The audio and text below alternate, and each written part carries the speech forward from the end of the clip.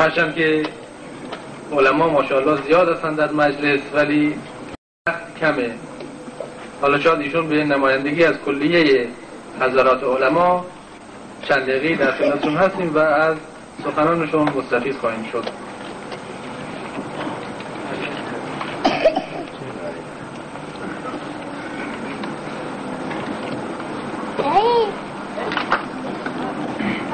الرحمن الرحيم الحمد لله والصلاة والسلام على رسول الله اما بعد. السلام علیکم و رحمت الله تعالی و برکاته. خدایا تو را سپاس میگوییم که توفیق حضور رو به ما در مجلس خودت دادی و به حول قوه خودت ما را به حرکت در آوردی و دست ما را گرفتی و در این مکان مقدس در خانه خودت در مجلسی که حقیقتا خودت اونو برگزار کردی قبول کردی و بر ما منت گذاشتی و ما را انتخاب کردی که به نمایندگی از طرف خودت چند کلمه‌ای صحبت بکنیم. خدایا کار دشواریه، الها کار سختیه، خود ما را از زلل، از لرزش و از کلمه‌ای که خدایی کرده شاید ابلیس در آن دخلی داشته باشه و زبان ما جاری بکنه که خدایی نکرده سلام فتنه‌ای برای عزیزی بشه برای خواهری بشه. به تو پناه میبرم و ما را از این زلل حفظ بفرما و به بنده حقیر توفیق بده که خوب بگم و خوبم عمل بکنم و به شنوندگان عزیزی که حقیقتا زحمت کشیدن و حاضر شدن در این جمع خدایی توفیق نیک شنیدن رو بده و نهایتا نیک عمل کردن تا در دنیا و آخرت خوشبخت و با سعادتمند بشن. لا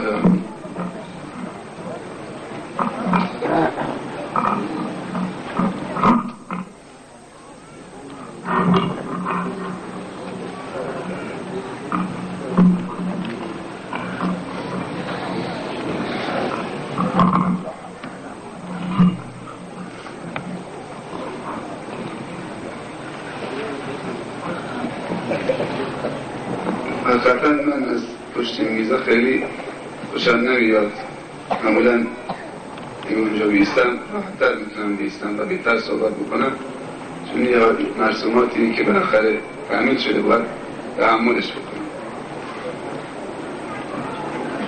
عزیزان من، این مجلس به خاطر قرآن برگزار شده، مجلس قرآنیه.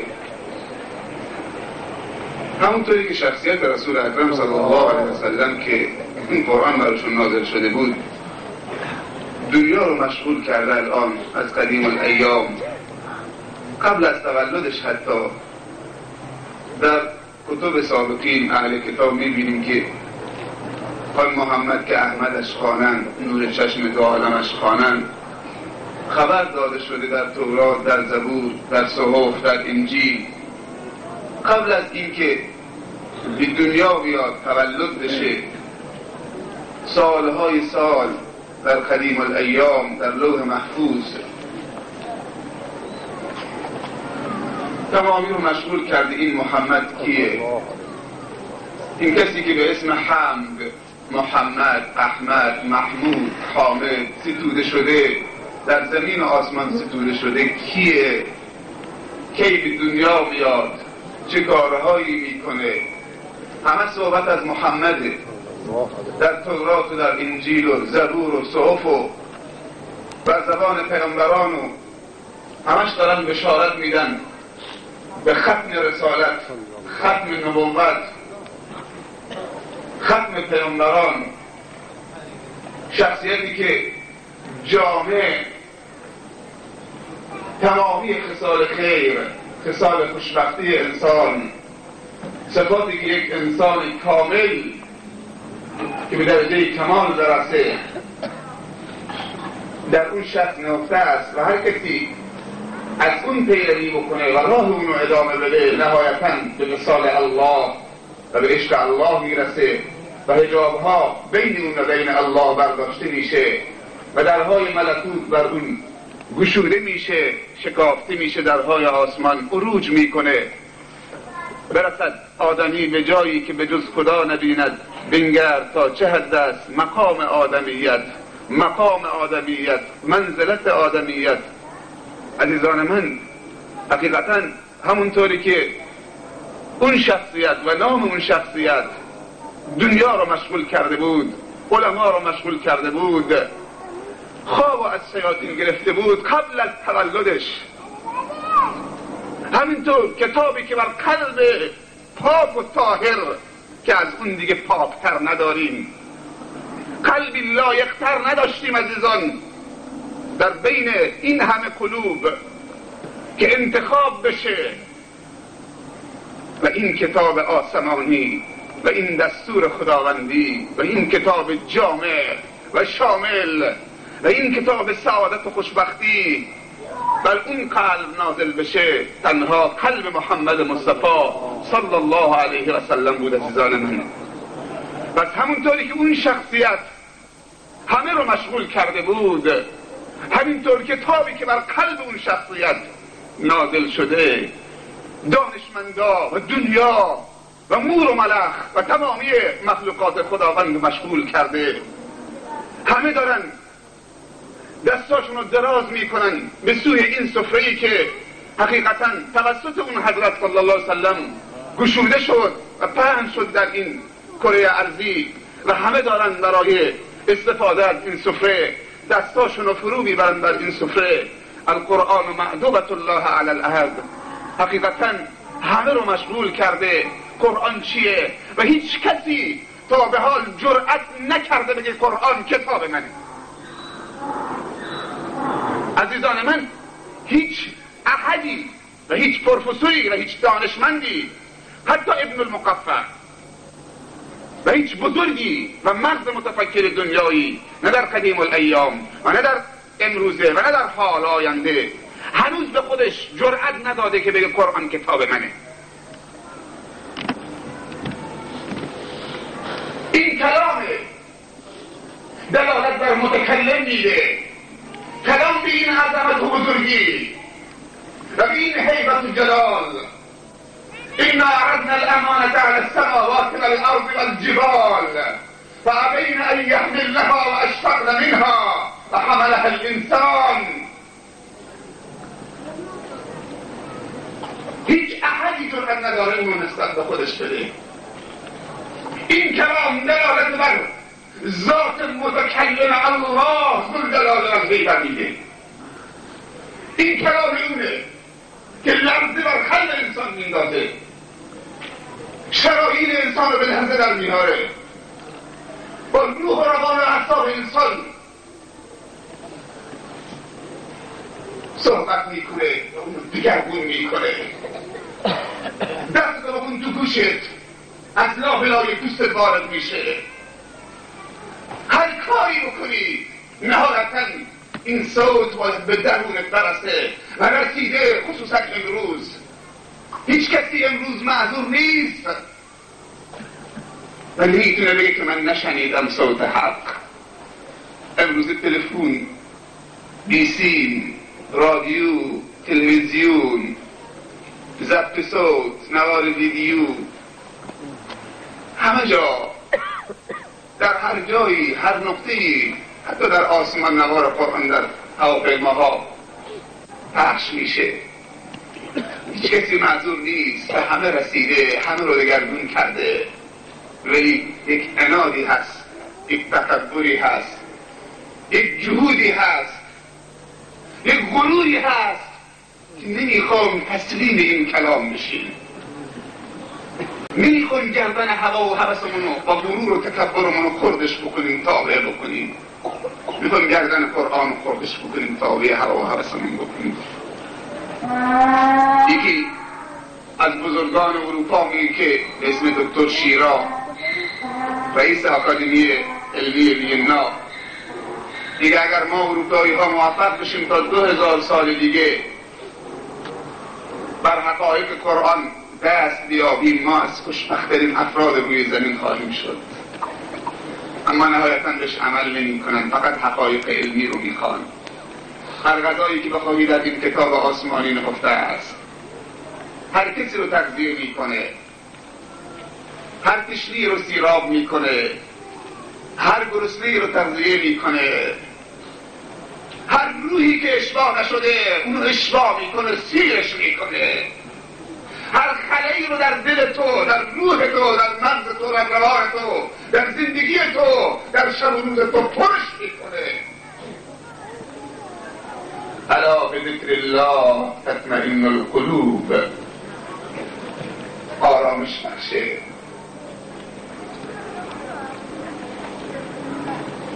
عجایب میکنه. و انک لعلی خلق عظیم، تو دارای خیلی اخلاق عظیم هستی، تو دارای اخلاق عظیم و بزرگی هستی. اخلاق عظیم چیه؟ فقط قرآن عزیزان من. هر کسی این اخلاق در خودش پیاده کرد اون از نهایتا عظیم میشه. عظیمی که از کوه ها عظیم‌تر، از آسمان ها عظیم‌تر، از اجرام آسمانی عظیم‌تر. فقط کنه اون عظمت و الله میدونه. اینک لعلی خلق عظیم. هرچی میخوای از همین راهه، مهم که از راه در نری. راه برو بی راه مرو، هرچند که راه مشکل بود.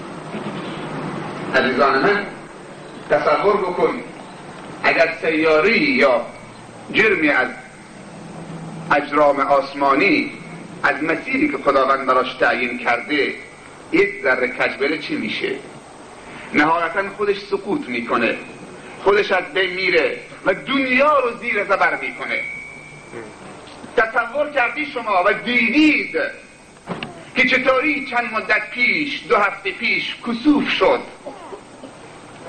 اشعه خورشید کاسته شد، ماه میان زمین و خورشید قرار گرفت، سایه افکن بر زمین، اشعه خورشید نتابید. چه شد؟ دنیا تیره شد، دگرگون شد. همه رو به مسجد آوردن، نماز کسوف و آیات خوندن. خدایا این تاریکی رو ببر، اگر نبری هیچ علفی دیگر نمیرویه، هیچ ماهی در زمین زنده در دریا زنده نمیمونه. توسط اشعه خورشید اکسیژن و هوا میره قعر دریا، ماهی چه تنفس میکنه، درخت جون میگیره، علف میرویه. پس عزیزان من، کلن به هم ربط داده شده.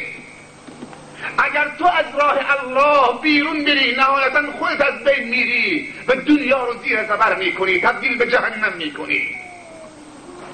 تو خودت باید در اون مسیری که الله برای تو تعیین کرده ذوالجلال و الاکرام اندازه تار مویی کج نری و از اون مسیر منحرف نشی. اگر منحرف شدی تزلزلیست در درون تو، انهدامیست، شکستیست، نابودیست، جهنمیست در درون خودت و نهایتا جهنمی در روی زمین خواهی شد. عزیزان من، اونی که برای معصیت سبقت میگیره و آلوده میشه، نگاه بکنید چطوری متزلزل میشه، چطوری منحرف میشه، چطوری از بین میره، چطوری هلاک میشه، چطوری نابود میشه. اما اونی که در مسیر الله میره، اون راهی که الله براش تعیین کرده، چطوری به مقصد میرسه، چطوری آرام میگیره، چطوری بر تمامی مشکلات چیره میشه، چطوری خوشبخت میشه، سبحان الله. و نهایتا چطوری از دنیا میره و چطوری ملائکه ها به استقبالش میان. عزیزان من، جهنمی که درست کردیم خودمون درست کردیم برای خودمون، از کسی گله نکنیم. اونهایی هم که بهشت دارن خودشون موفق شدن به توفیق خداوند برای خودشون در دنیا بهشت درست بکنن قبل از آخرت. پس حسودی نشه. اگر میخوای از جهنم نجات پیدا بکنی، و در بهشت قرار بگیری، یالله هلم آستین جد و بالا بذاریم، کمر همت رو ببندیم عزیزان من. اگر بیایی در بازه، اگر نیایی خدا بی نیازه. بازا بازا هر آنچه هستی بازا، گر گبر و یهود و بت پرستی بازا. این درگه ما درگه ناامیدی نیست، 100 بار اگر توبه شکستی بازا. چه باید همه در دل خاک رفت، خوشا آن که پاک آمد و پاک رفت. پس اگر میبینی عده‌ای در جهنم دارن به سر میبرن، جهنم معصیت و تمرد الله، جهنم دوری از الله، جهنم فاصله از الله و احکام الله، جهنم سرپیچی از فراخیر قرآن، جهنم دیگه نیست. با یک کلمه میتونم این جهنم خاموشش بکنم. میخوای یادتون بدم؟ دوست داری؟ مال من نیست، به منم یاد دادن. تنها آبی که میتونه این جهنم خاموش بکنه استغفر الله. حاضرین بگیم عزیزان غرور خورد بکنیم، همه با هم خواهرم تو دلشون بگن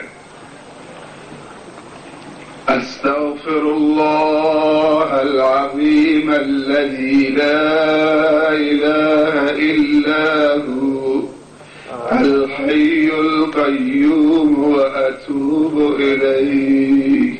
وهمزة استغفر الله العظيم الذي لا إله إلا هو الحي القيوم وأتوب إليه.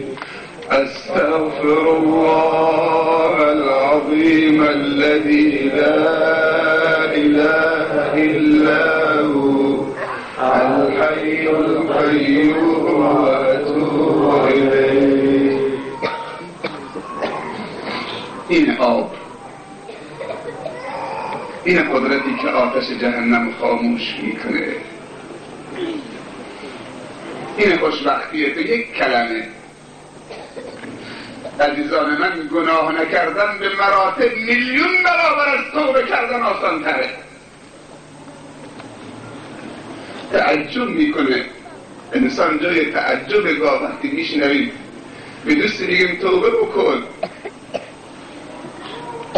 باش صحبت میکنیم، توبه که نمیکنه، دیگه من نمیتونم ترک گناه بکنم. خیلی سخته. اگر تو نمیتونی ترک گناه بکنی، گناه نکنی، پس چطوری میخوای توبه بکنی؟ توبه که خیلی مشکل تره.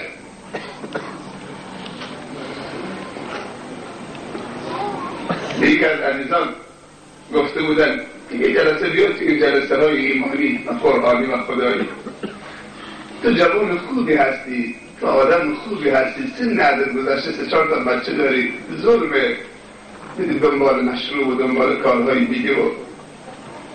و من میترسم که اگر یک بار بیام دیگه نتونم خلاف بکنم.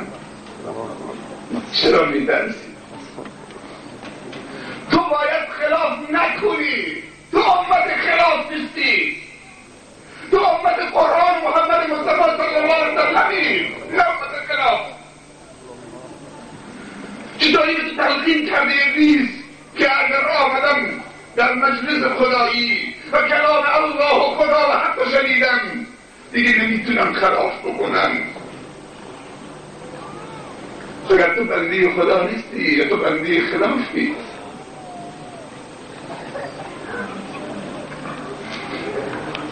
اگر تو امت محمد مصطفی صلی الله علیه وسلم نیستی، محمد یعنی ستونه شده با معصیت.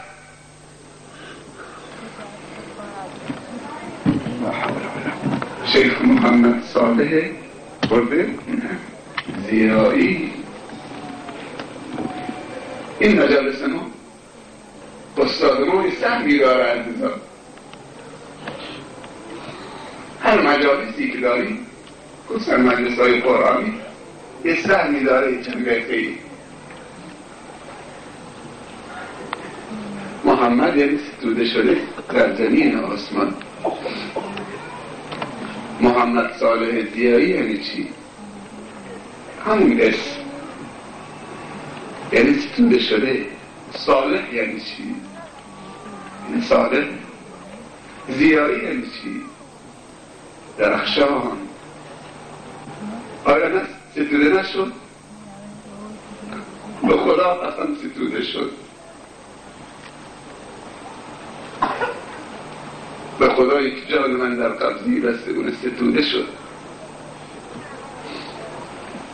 زایی چکاره بود؟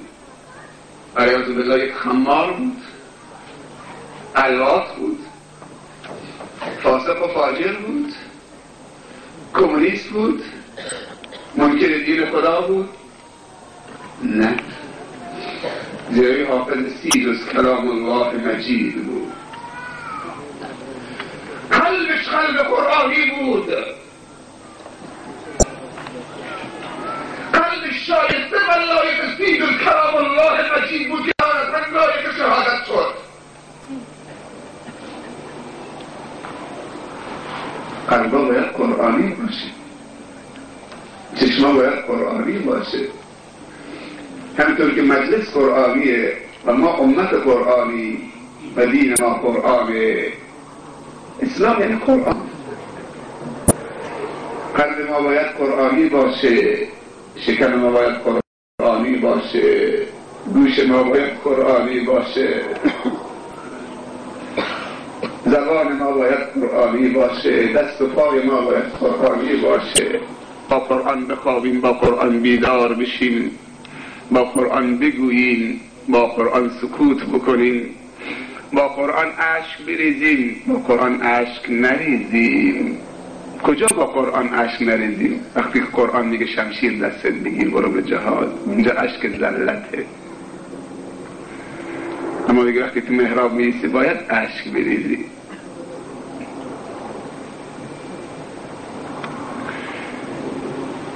ان لكل شيء قلبا وللقرآن قلب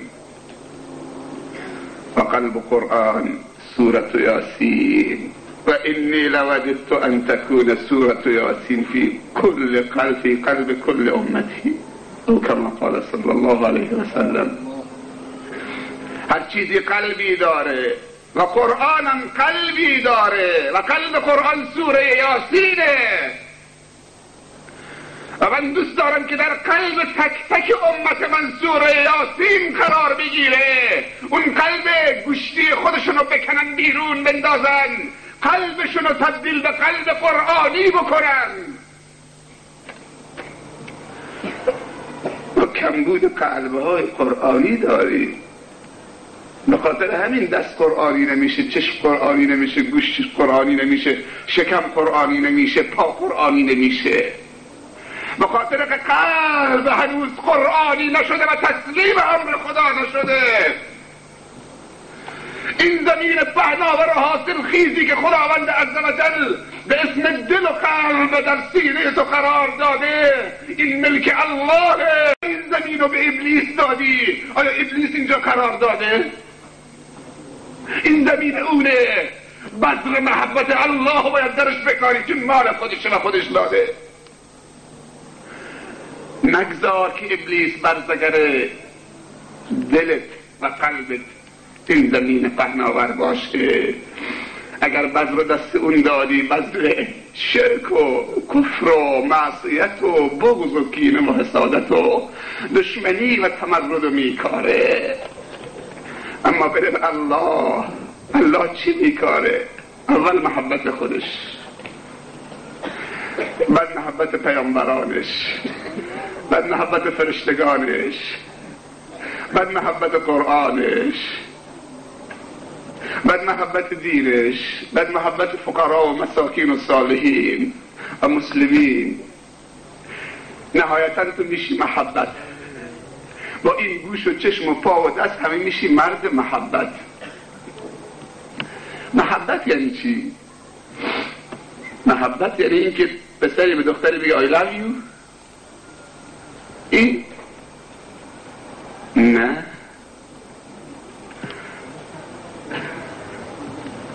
والله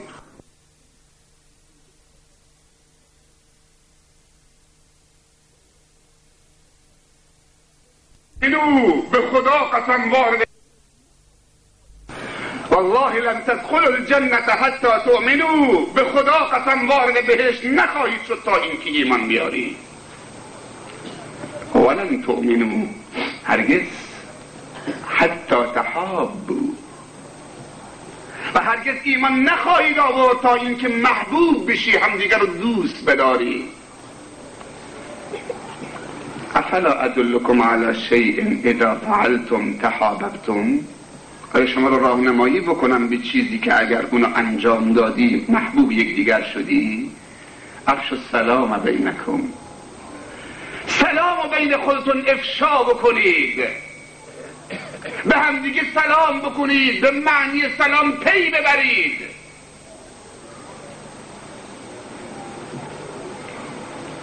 من احب لله، محبت، بهش یعنی محبت.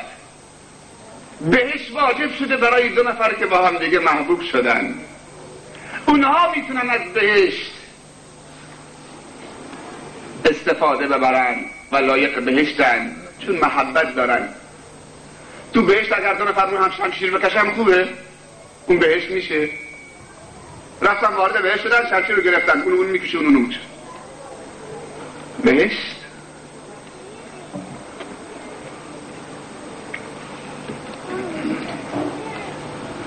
افشوا السلام بینکم، بهش موقوف بر ایمان. حالا ایمان یعنی چی؟ پس بهش یعنی ایمان. ایمان یعنی چی؟ ایمان یعنی محبت. چه محبتی؟ محبت دوبلکس، زنهای زیبا، قصر، ثروت، مقام و شهرت، رنگ پوست، لباس؟ نه، انگشت رو نگاه بکنید، بالای سر شما هیچ چیزی نیست، کافی سرت رو بلند بکنید، دلت به اونجا پرواز بکنه.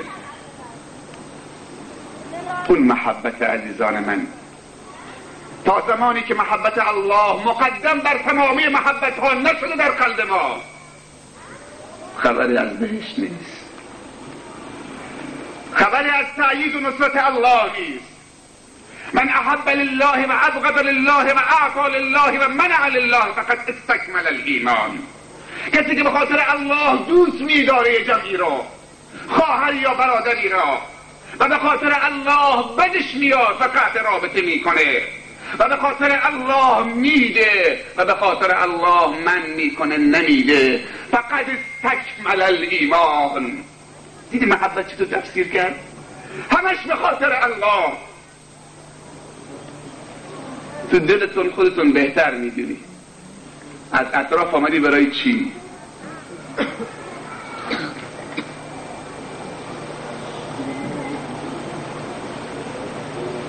بل الانسان علی نفسه بصیره. ساده باتون صحبت بکنم عزیزان، تصحیح نیت. اگر یکی آمده اینجا فقط سرود بشنوه، صحبت رو بشنوه، بریم صحبت بشنویم، کیف میکنیم، لذت میبریم، با مسئله فرده صحبت میکنم رو به گریه میندازه، کور خوندی. اگر با این قصد آمدی دست خالی برمیگردی، بریم اونجا صحبت خدا و رسول خدا بشنویم، مثلا محمد صالح پردری یا شیخ خادی یا که اصلا مطرح نباشه، بریم فلان جا دعوت خداییه، صحبت خدا و رسول خدا میشه، عظمت خدا یاد میشه، بزرگی خدا یاد میشه، فضل و کرم خدا یاد میشه، منت و نعمت خدا یاد میشه. بریم از اونجا کسب فیض بکنیم، شاید عوض میشیم، شاید یک قدم جلوتر بریم، شاید از عقب یک قدم به جلو بیاییم و از جلو به عقب ناییم. امروز خیلی اصلا عقبن میخوان بیان به جلو و خیلی ها جلوان، اونهایی که جلالت باید کاری بکنن که چه؟ به عقب نرن. وای فکر نکن اون مشروب کاری که داره مشروب میخوره هنوز توفیق داده نشده که بیاد توی این جمعها، هنوز داره معصیت میکنه. تو که داره نماز میخونی میتونی حق داری که از اون مسخره بکنی. ای مشروبی فلان، ای فلان، من از تو بهترم، من را تهجد میکنم، من نگاه کن، من سخنرانی میکنم، مردم رو فلان میکنم، من نماز پردخت میکنم. شیطان که رانده است به جز زید خطا نکرد، خود را برای سجده آدم رضا نکرد.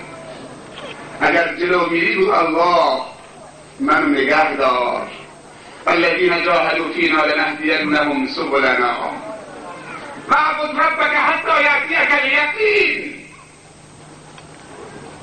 ما داریم علم الیقین و داریم عین الیقین و داریم حق الیقین. عزیزان من، علم الیقین چیه؟ عین الیقین چیه؟ حق الیقین چیه؟ کاری نکنید که از راه در برید. اعبد ربک حتی یأتیک الیقین. اونقدر پرستش الله بکن و جهاد بکن و با جنگ با نفست بجنگ و ستیز بکن تا زمانی که یقین برای تو نرآمده.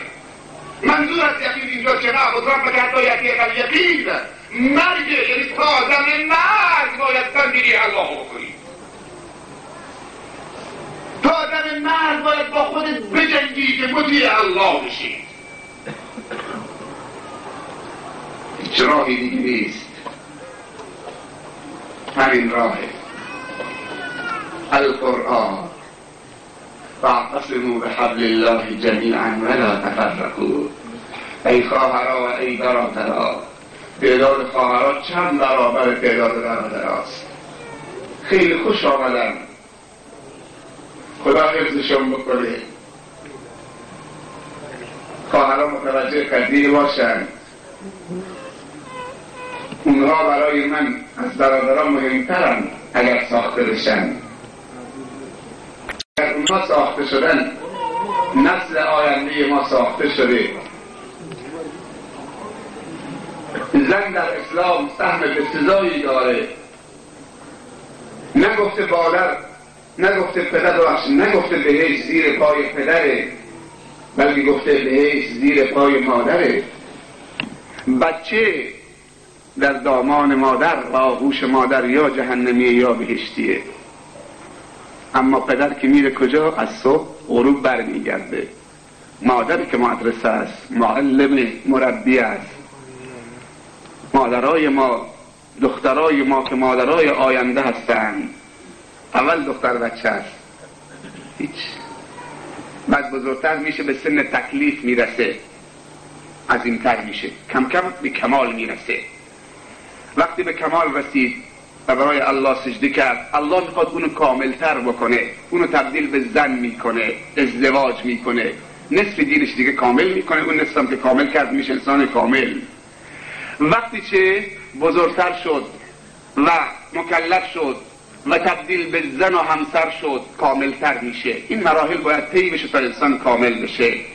بعد از اون دیگه بچه دار میشه مادر،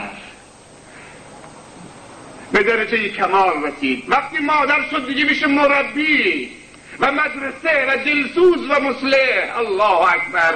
اون موقع است که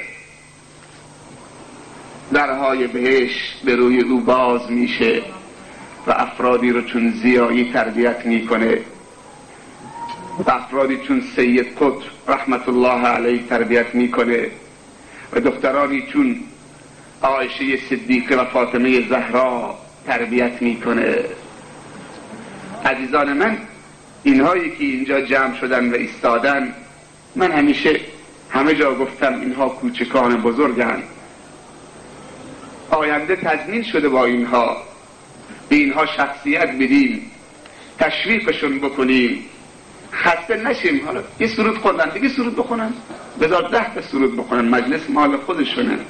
از برکت حضور اینها در مکتب خانه 3 ماه تابستان امشب ما جمع شدیم. همه چی مال خودشونه. اینها پاکن، طاهرن، مطهرن، معطرن، معنبرن.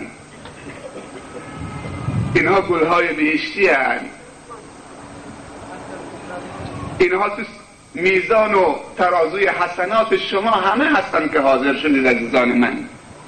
اینها رو باید تشویق کرد. هر بزرگی وقتی بزرگ میشه یه روزی کوچک بوده. همینها 30 جز قرآن مجید رو حفظ کردن، چه سرودهایی رو و اناشید رو به عربی که حفظ نکردن. سبحان الله. اینها از بدو تولدشون و کوچیکشون دارن رشد میکنن با اسلام، با قرآن، با مکتب محمد مصطفی صلی الله علیه وسلم و با اخلاق محمدی صلی الله علیه وسلم. پس عزیزان من، کسی وقتی نگه من خسته شدم هی سرود بکنن، تحمل بکنیم تا آخرین لحظه برنامه. الف لام میم ذالک الکتاب لا ریب فیه هدی للمتقین. اینجا با 3 حرف شروع شده. الف لام میم. قرآن با 3 حرف شروع شده. الف لام میم. با این 3 حرف کل متفکرین و مغز مفکر دنیا و عرب صدر اسلام و چه قبل جاهلیت و همه رو تفکیک کرده. اونها رو طلبیده به مبارزه. الف و لام و میم 3 حرف. بیایید از این 3 حرف خودتون مثل قرآن درست بکنی. عاجز شدن. عجیبه. حروف خودشون، حروف ابجدی خودشون و هجاء خودشون و عربی خودشون و لغت خودشون. الف لام میم. داره میره دنبال کارش. نگفت ذالک الکتاب لا ریب فیه. این که نمیتونه جذب بکنه توجه چه اونها رو متوجه خودش بکنه. یک دفعه گفت الف لام میم. 3 تا حرف متقطع. الف عربی استاد، اهل بلاغت و فصاحت. این دیگه چیه؟ بعد گفت میم. الف میم لام. ببخشید بعد گفت لام. این چی میخواد بگه؟ کم کم ایستاد، حرکتش کنتر شد، میخواست بدوه. قرآن گوش بده نمیسته. یک دفعه گفت الف لام میم. ایستاد. تا ایستاد چیز عجیبیه. اول اونو چه جذبش کرد، بعد گفت ذالک الکتاب لا ریب فیه. باید به این چنگ بزنی. این کتابی است که هیچ شکی درش نیست. من به عزیزان گفتم این کتابی که هیچ شکی درش نیست و هیچ ریب و تردید درش نیست، که از نزد خداونده و کلامی است که رب العزت و الجلال با این کلام صحبت کرده و بر زبان عربی نازل کرده و شرفی برای زبان عربی. علمی ترین زبان در دنیا زبان عربیه. بعد میاد فرانسوی، بعد میاد انگلیسی. دقیق ترین و علمی ترین زبان عربیه. ما باید زبان قرآن و زبان دینمون رو یاد بگیریم عزیزان من، تا مستقیم از این چشم بنوشیم. بگیریم. ترجمه دردی رو دوا نمی‌کنه. وقتی میگیم الحمدلله رب العالمین، بدونیم که رب یعنی چی. با حمد که داریم میگیم رب العالمین. رب چند معنی میاد؟ عالمین یعنی چی؟ بسم الله الرحمن الرحیم یعنی چی؟ بسم از سمت گرفته شده و سمت اون مسیری بود که چه وقت میکردن، شتر رو داغ میکردن، این شتر رو علامت گذاری میکردن که این شتر مال فلانیه. عزیزان من، قرآن با بسم الله الرحمن الرحیم آغاز شده. بسم الله یعنی من همه شما رو مهر کردم و داغ خودم و علامت خودم رو بر پیشانی شما قرار دادم. شما بندگان منید، مال منید، ملک منید، برای منید، به سوی منید. چرا رفتی مال کسی دیگه شدی؟ نهایتاً الله ذوالجلال و الاکرام می‌فرمایند که در حدیثی من شما را خلق کردم، کسی دیگه رو پرستش کردی. من به شما نعمت دادم، کسی دیگه رو شکر کردی. ای بندگان من، روی زمین من، زیر آسمان من، از رزق و روزی من و معصیت من. الف لام میم ذالک الکتاب لا ریب فیه، شاهد اینجاست، هدی للمتقین، این کتاب هدایت برای متقینی که دنبال هدایتن، هیچ کسی دیگه نمیتونه از این کتاب استفاده بکنه. متقی کیه؟ الذین یؤمنون بالغیب و یقیمون الصلاة. ایمان به غیب تمامی مشکلات تو رو حل میکنه.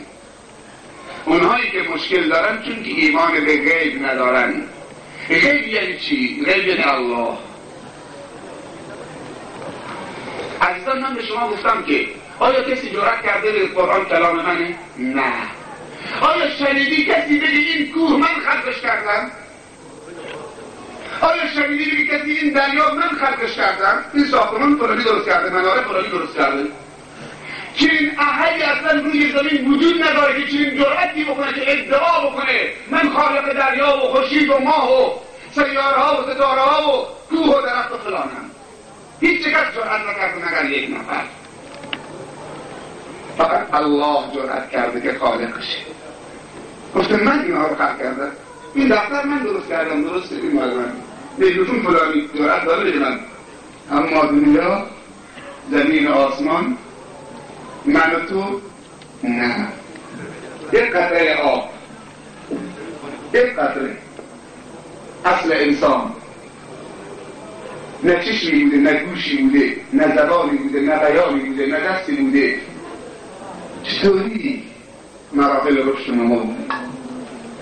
ایمان به غیب، رابطه تو با عالم غیب قطع نشه. اون رابطه چیه؟ بعدش گفته اول ایمان به الله که غیبه و رأس کل غیبیاته که مشکل رو حل میکنه و دست غیبی پشت پرده هست که داره می‌دخله طبیعت دنیا رو و این نظامو. پس گفته رابطه ای که ما قرار بکنی با غیب چیه؟ یقیمون الصلاة. الله اکبر. مباشرتا گفته اگر میخوای رابطه تو با غیب قطع نکنی که هیچ چیز از دستت نره و همه چیز داشته باشی، غیب اللهه. پس باید چه؟ بر نماز محافظت بکنی. درست؟ الذین یؤمنون بالغیب و یقیمون الصلاة. نماز رابطه‌ای که تو رو به غیب، به الله ربط میده.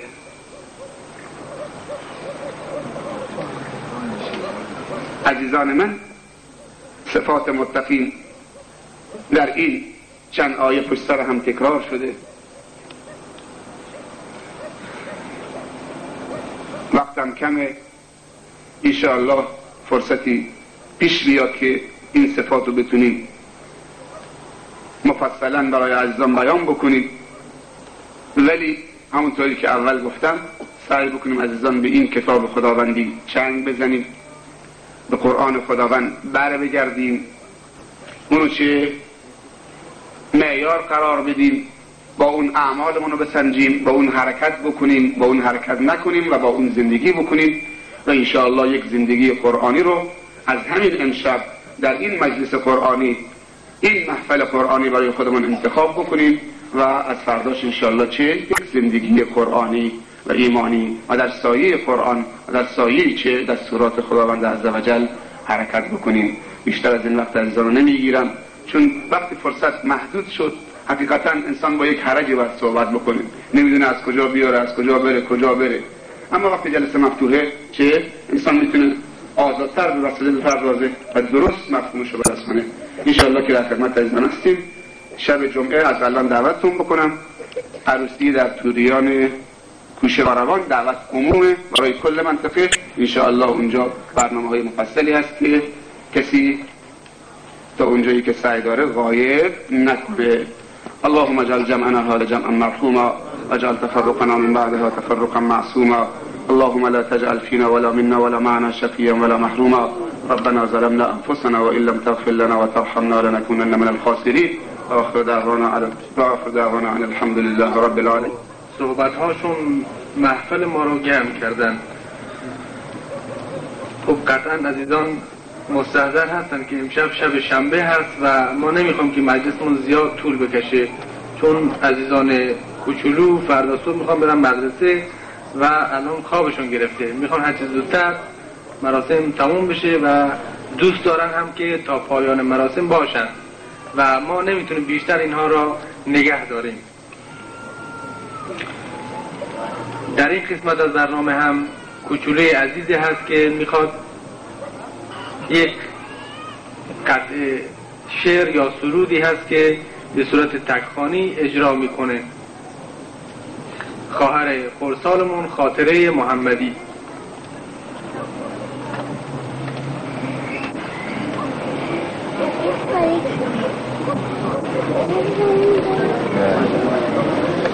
ظاهرا دو تا شدن.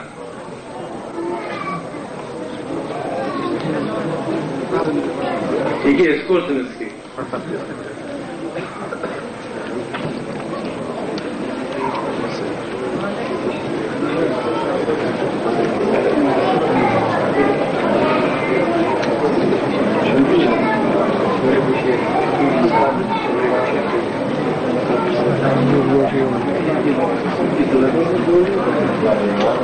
داره ماشین تویوتای شماره